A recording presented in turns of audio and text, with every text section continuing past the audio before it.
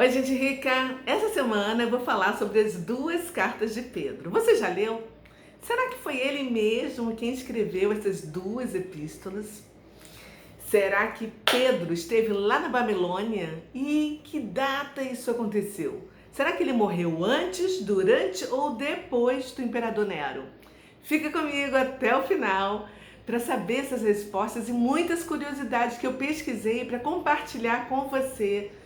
Informações assim que você só vai encontrar aqui no meu canal, tá? E se você está chegando aqui pela primeira vez, seja muito bem-vinda, bem-vindo. Eu sou a Cristiane Oliveira e te agradeço pelo seu like, por você se inscrever aqui no meu canal, me seguir e receba semanalmente os vídeos que eu postar. Muito obrigada. Vamos começar. Você está pronto? Pronta? Então, simbora. Bom, a verdade é que até hoje muitos historiadores negam que foi Pedro quem escreveu essas duas cartas, que estão na Bíblia com o nome dele, né? E acreditam que elas tenham sido assim escritas entre os anos 60, 64, antes do início das perseguições de Nero, que morreu em 68 depois de Cristo, né?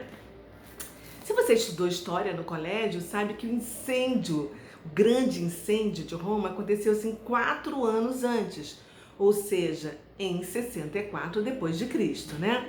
E essa foi uma época assim terrível para os cristãos, que eram considerados como inimigos da raça humana. Vai vendo, hein? E existia assim uma aversão, né, em relação aos cristãos, que eram o alvo das perseguições de Nero. Em 1 Pedro, lá no capítulo 5, se não me engano, no versículo 13, eu anotei aqui no meu rascunho, mas eu esqueci o óculos. E diz que ele esteve na Babilônia. Será que ele esteve lá? Realmente na Babilônia, que fica na Mesopotâmia, onde hoje está no Iraque? Ou será que ele escreveu que estava na Babilônia metafórica, que na verdade era Roma? Isso a gente só vai saber na eternidade, quando a gente perguntar para o próprio Pedro ou para Deus, né? Hoje, quando você passeia por Roma, vê aquelas fontes, aqueles museus, aquelas esculturas, aquele museu a céu aberto, é uma aula de história, né? Ao vivo. Mas naquela época, Roma era o esgoto do mundo, literalmente. E essa carta, ela é endereçada aos cristãos, que estavam na Galícia, na Capadócia, na província da Ásia Menor, na Bitínia, onde hoje é a Turquia. E esse país fica metade na Europa, metade na Ásia. Vale a pena você conhecer. Eu estive nesse país no final de 2019 e tenho muitas histórias para contar. Quem sabe vem aí um livro sobre isso, né? Bom, eu vou considerar que quem escreveu essa carta foi Pedro, discípulo e apóstolo de Jesus, aquele que andou sobre as águas, o único que teve a coragem de viver essa experiência incrível. Ele escreveu aos gentios e não aos judeus, porque eles eram os estrangeiros e peregrinos neste mundo. E quando a gente lê essa epístola, é como se a gente estivesse lendo um panfleto escrito para benefício dos crentes em lugares e circunstâncias diferentes. Mas por que será que Pedro estava escrevendo isso para eles? Você sabe? Eu vou te contar.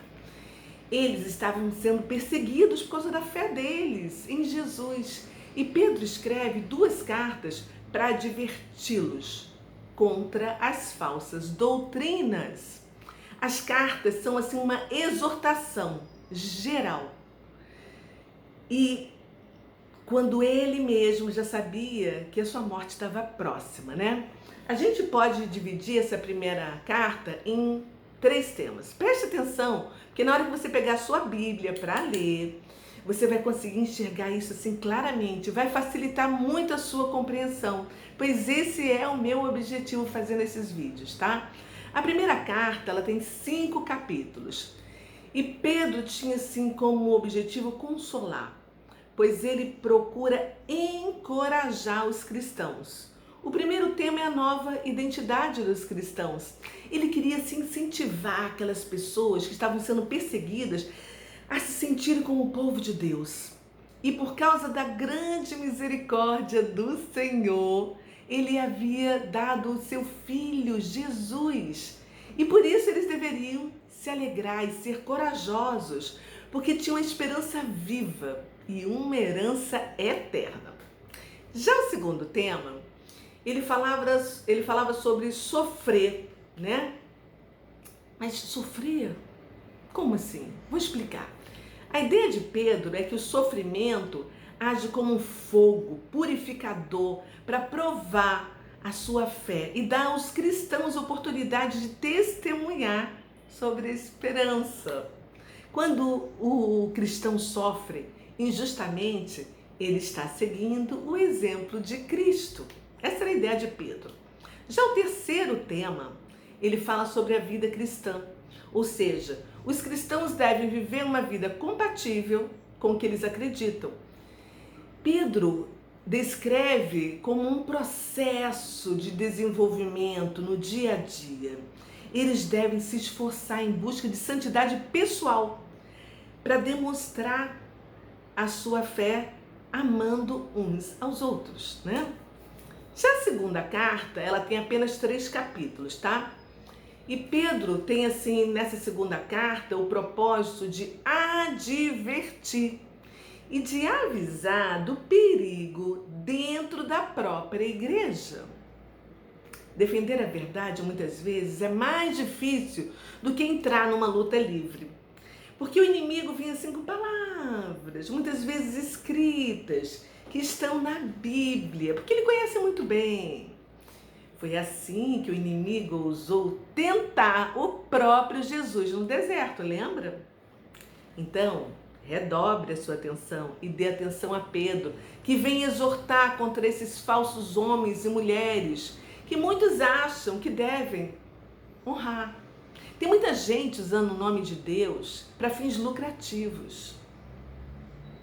Só há um mestre adequado a quem nós devemos toda a honra, Jesus Cristo de Nazaré. Porque dele, por ele e para ele são todas as coisas. Então, na segunda carta, Pedro fala sobre o crescimento espiritual. E ele anuncia as calamidades e as preocupações que aconteceram naquela época e que estão acontecendo agora também. Nunca esqueça, né, que a história é cíclica. Pedro, ele faz soar o alarme dos falsos mestres, que representam a maior ameaça aos cristãos, que embarcam nas palavras sem pensar, sem discernir, sem refletir, e acham que, como eles são mestres, devem honrá-los sem questionar e sem apontar os erros deles. É por isso que a Igreja de Cristo hoje está desorientada. Muitos, inclusive, abandonaram a crença da volta de Jesus. Vai pensando.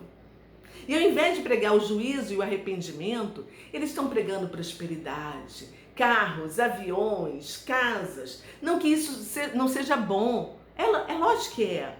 Mas eles usam esses atrativos para fisgarem os seus seguidores.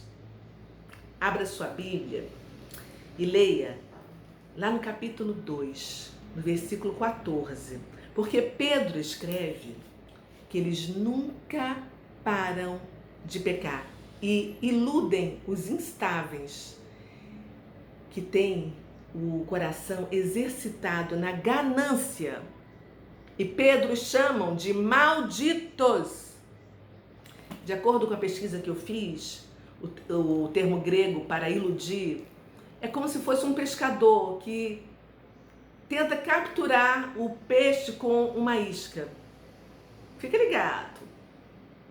Pedro morreu e viveu pela verdade que o proclamou. Aqueles que usam o nome de Deus em vão não terá a palavra de Deus cumprida em suas vidas. Porque a palavra de Deus nunca volta vazia.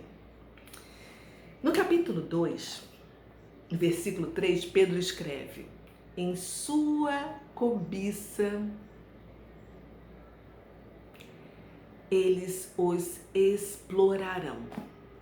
Isso significa dizer que eles farão de você comércio. Vai lá e aí, confira. Dá para perceber que Pedro tem um chamado por muitos de apóstolo da esperança. Como Paulo era o apóstolo da fé e João o apóstolo do amor, né?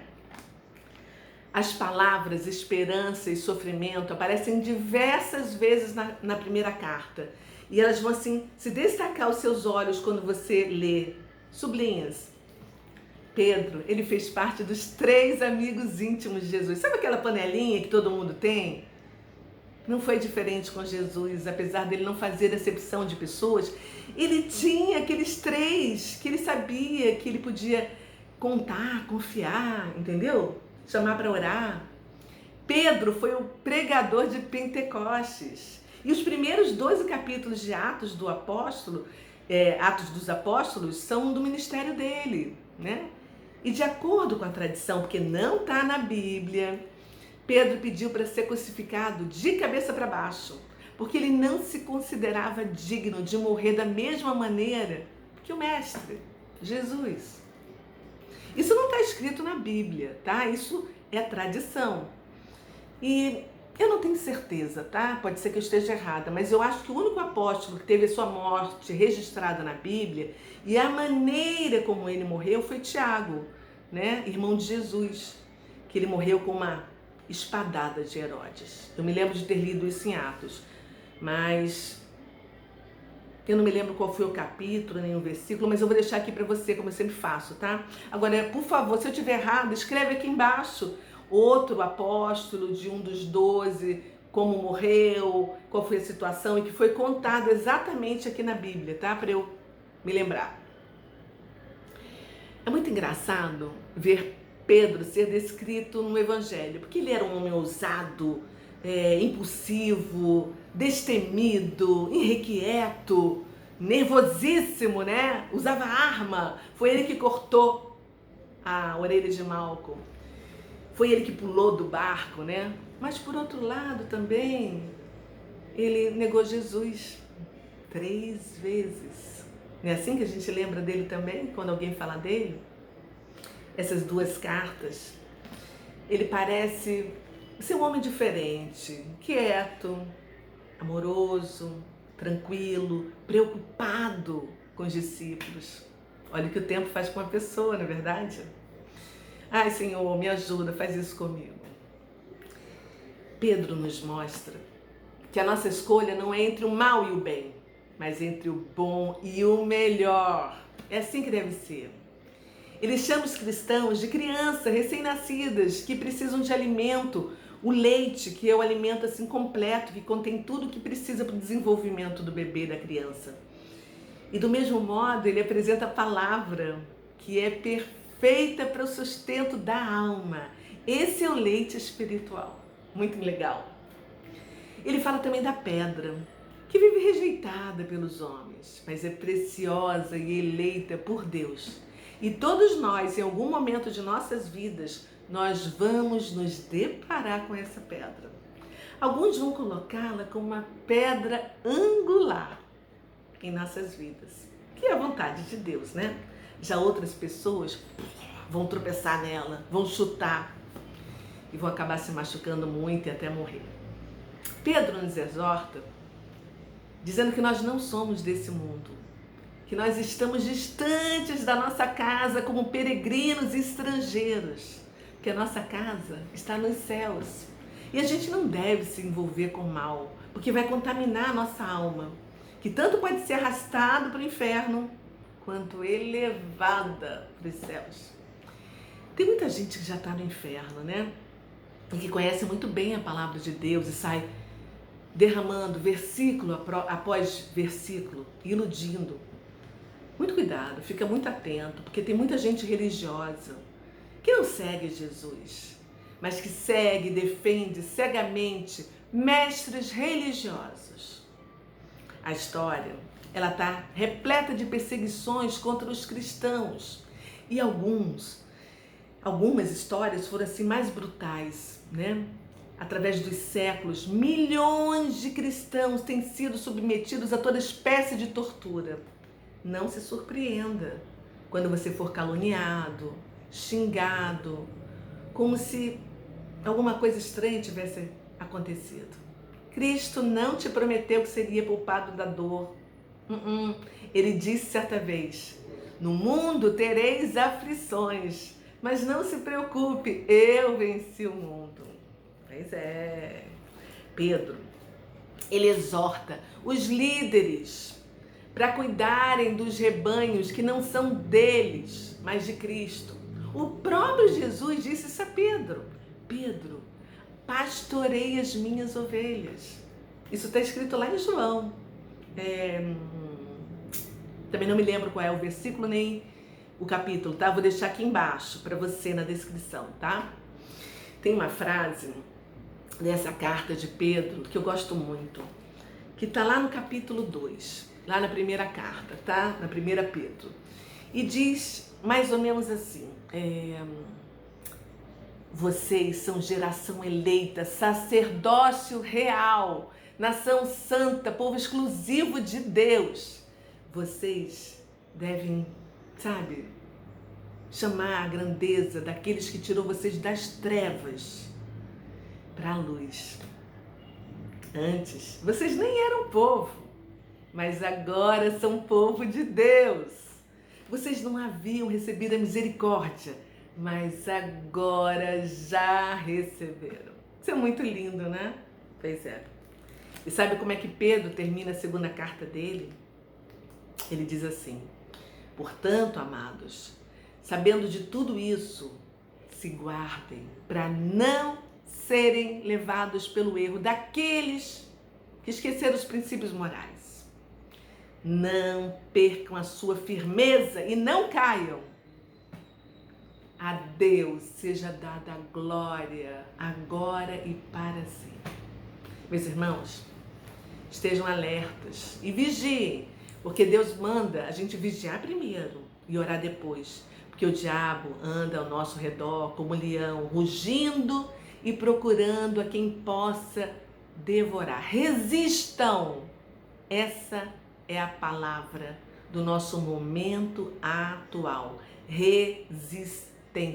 Vamos resistir e vamos continuar marchando ao redor de Jericó, porque as muralhas vão ruir e bons entendedores entenderão. E muito cuidado, se mantenham firmes e fortes.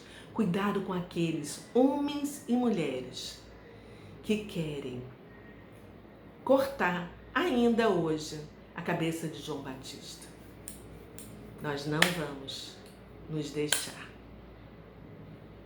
Todo o poder emana do povo.